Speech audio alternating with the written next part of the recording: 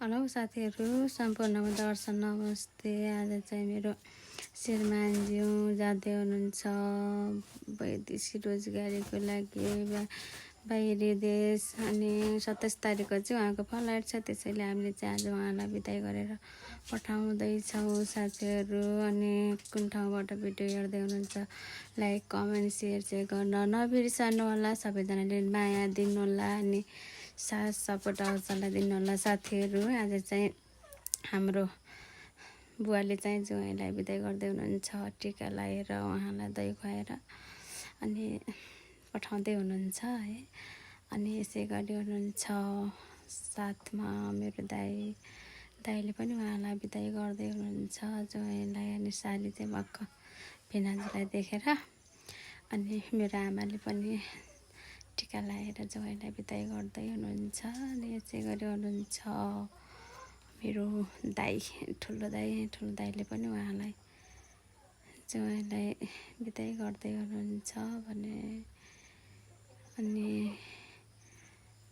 अर्कै लाग्दो रहेछ आफ्नो बुढालाई यसरी पराई देशमा पठाउँदा। अनि अरू के छ साथीहरू, नौलो खबर भन्नुहोस् हजुरहरूको। अनि चाहिँ मेरो पालो आयो, मैले चाहिँ टिका लगाइदिएँ। त्यसपछि चाहिँ मैले टिका लगाइदिइसकेपछि चाहिँ खुट्टा रोग गर्न लागेको थिएँ साथीहरू।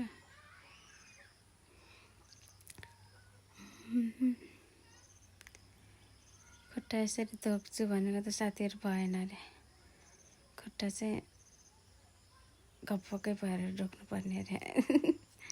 गाह्रो छ मम्मीले भन्नुभएको। अनि मैले चाहिँ माला लगाएर मेरो बुढालाई यसरी बिदा गरेँ साथीहरू। कपाल पनि गर्नु पाएको थिएन, भर्खरै नुहाएको थिएँ, नुहाएर पूजा गरिसकेको थिएँ। अनि दही खान नमान्नु गरे, धेरै खाएँ अरे। स्याउ पनि खानु भएन। अनि स्याउ खानु भनेको खानु भएन। अनि त्यसपछि सालीले चाहिँ भिनाजुलाई खाता लगाएर टिका लगाएर बिदाई गर्दैछ साथीहरू।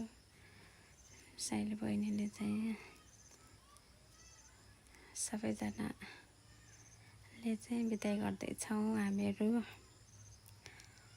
गाह्रो छ अग्लो हुनु र होचो हुनुमा पनि आइन त। कसरी खानु निहुरेर। अनि पालो कान्छी बहिनीले चाहिँ टिका लगाएर भिनाजुलाई के भन्दैछ। मुस्कान छोरी रहेछ पुरै भिनाजुलाई। मेरो छोरी चाहिँ हेरिरहेछ बाबालाई। छोरी ठुली जान्ने बुझ्ने भएको भए त अर्कै लाग्थ्यो होला सायद। सानै भएर त्यस्तो केही मानेकी छैनन् छोरीले, अलि बुझ्ने भएको छैनन् छोरी। साथीहरू हाम्रो चाहिँ भिडियो यहीँसम्म हो, सबैले हेरिदिनु होला अनि फुल सपोर्ट गरिदिनु होला ल साथीहरू। हजुरहरूलाई धेरै माया अनि न्यानो सम्झना। हजुरहरू जुन ठाउँमा भए पनि खुसी अनि सुखी स्वस्थ रहनु होला। बाई बाई साथीहरू।